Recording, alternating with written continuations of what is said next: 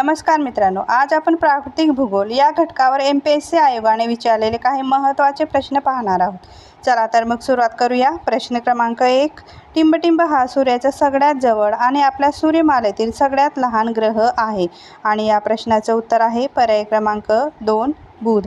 बुध ग्रह हा सूर्याच्या सर्वात जवळचा आणि सूर्यमालेतील सर्वात लहान ग्रह आहे. बुध ग्रहाचा परिभ्रमण कालावधी हा 87.97 दिवसाचा असतो. त्याला कोणतेही नैसर्गिक उपग्रह नाहीत.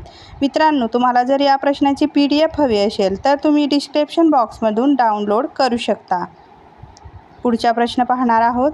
तांबडा समुद्र व भूमध्य सागर कोणत्या कालव्याने जोडला गेला आहे? आणि या प्रश्नाचं उत्तर आहे पर्याय क्रमांक 1 सुएझ. तांबडा समुद्र व भूमध्य सागर सुएझ कालव्याने जोडले गेले आहेत. सुएझ कालव्यामुळे भारत आणि युरोप या दरम्यानचे अंतर हे 7000 किलोमीटर अंतराने कमी झाले आहे. प्रश्न क्रमांक 3. पुढील वाक्य योग्यरित्या पूर्ण करावे. खाली पर्याय आहे. गोंडवाना हा मोठा भूभाग होता. त्या अंतर्गत असलेला भूभाग. आणि या प्रश्नाचं उत्तर आहे पर्याय क्रमांक 2 भारत, ऑस्ट्रेलिया, आफ्रिका, दक्षिण अमेरिका आणि अंटार्क्टिका. प्रश्न क्रमांक 4. पृथ्वीवरून विविध ताऱ्यांची अंतरे निश्चित करण्यासाठी कोणती पद्धत वापरतात? आणि या प्रश्नाचं उत्तर आहे पर्याय क्रमांक 2 खगोलीय पराशर पद्धत. जवळच्या ताऱ्यांचे अंतर मोजण्यासाठी खगोलशास्त्रज्ञ नियमितपणे खगोलशास्त्रीय पराशर पद्धतीचा वापर करतात. प्रश्न क्रमांक 5. बिग बँग थेअरी हा प्रत्यक्षात इतिहासपूर्वकालीन अणूंचा सिद्धांत प्रथम टिंबटिंबनी प्रस्तावित केला. आणि या प्रश्नाचं उत्तर आहे पर्याय क्रमांक 2 जॉर्जेस लेमैत्रे.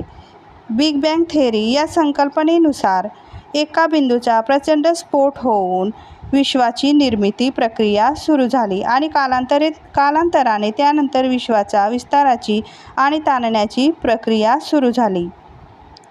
प्रश्न क्रमांक 6. खालीलपैकी खगोलशास्त्रीय वस्तूंचा त्यांच्या आकारमानाप्रमाणे योग्य चढता क्रम कोणता?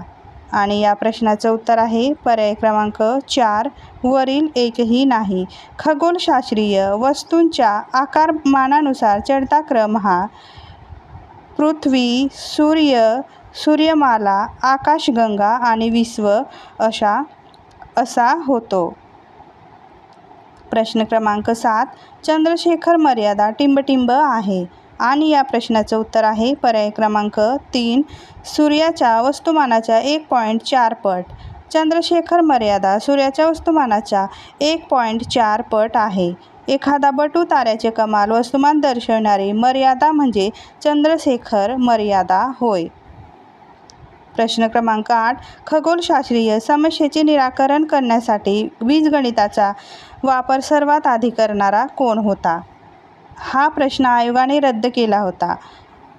आर्यभट्ट प्राचीन काळातील महान खगोलशास्त्रज्ञ आणि गणितज्ञ होते. बीजगणित वापर करणारे आर्यभट्ट हे पहिलेच होते. प्रश्न क्रमांक 9. खालीलपैकी कोणती वाक्य आर्टेशियन विहिरी संदर्भात सत्य आहेत? आणि या प्रश्नाचं उत्तर आहे पर्याय क्रमांक 4 वरील कोणतेही नाही. आर्टेशियन विहिरी म्हणजे जिच्यातील पाणी केवळ स्वतःच्या दाबाने आपोआप भूपृष्ठावर येते अशी विहीर. आर्टेशियन विहिरी ऑस्ट्रेलियामध्ये मोठ्या प्रमाणात आढळून येतात. प्रश्न क्रमांक 10. ड्रमलिन काय आहे? आणि या प्रश्नाचं उत्तर आहे पर्याय क्रमांक 1 हिमनदीच्या भरण कार्यामुळे तयार झालेले लहान टेकड्या. ड्रमलिन म्हणजे हिमनद्याच्या संचयन कार्याने तयार झालेले टेकडीसारखे भूस्वरूप. आयर्लंडमध्ये मोठ्या प्रमाणात ड्रमलिन्स आढळून येतात. प्रश्न क्रमांक 11. पुढील भू आकारांचा नीट विचार करा. खाली पर्याय दिले आहेत. अ पर्याय आहे पाणपोया, ब पर्याय आहे हम्मादा, क पर्याय आहे भूछत्र खडक, ड पर्याय आहे यारदांग. आणि या प्रश्नाचं उत्तर आहे पर्याय क्रमांक 3 अ, ब, क, ड. वाऱ्याच्या क्षरण कार्यामुळे तयार झालेले भू आकार हे पाणपोया, हम्मादा, भूछत्र खडक, यारदांग असे आहेत. प्रश्न क्रमांक 12.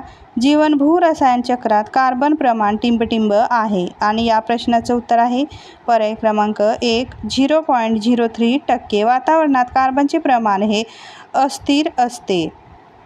त्याचे वातावरणातील प्रमाण हे 0.03% आहे. प्रश्न क्रमांक 13. वातावरणाचा किती भाग नत्र वायू व्यापतो आणि या प्रश्नाचं उत्तर आहे पर्याय क्रमांक 4 4.5. नायट्रोजन वायू वजनाने जड असल्याने वातावरणामध्ये खालच्या थरात आढळतो. वातावरणात या वायूचे प्रमाण सर्वात अधिक असून ते 78.08% इतके आढळते. प्रश्न क्रमांक 14. टिंबटिंब टक्के सौरशक्ती पृथ्वीच्या पृष्ठभागापर्यंत पोहोचत नाही आणि या प्रश्नाचं उत्तर आहे पर्याय क्रमांक 3 49%. सूर्य व पृथ्वी यांच्यामध्ये 15 कोटी किमी अंतर असल्यामुळे पृथ्वीला फारच कमी सौरशक्ती मिळते. प्रश्न क्रमांक 15. खालीलपैकी कोणता घटक हरितगृह परिणामास कारणीभूत ठरत नाही आणि या प्रश्नाचं उत्तर आहे पर्याय क्रमांक 4 अमोनिया NH3. अमोनिया NH3 वायू हरितगृह परिणामास कारणीभूत ठरत नाही. प्रश्न क्रमांक 16.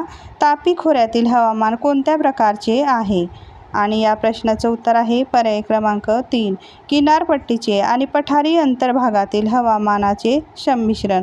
तापी खोऱ्यातील हवामान हे किनारपट्टीचे अंतर्भागातील हवामानाचे संमिश्रण प्रकारचे आहे. प्रश्न क्रमांक 17.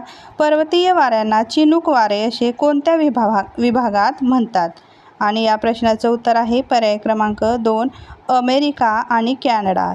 चिनूक वारे हे रॉकी पर्वताच्या पूर्वेकडील उतारावरून वाहतात. हे वारे उबदार आणि शुष्क प्रकारचे असतात.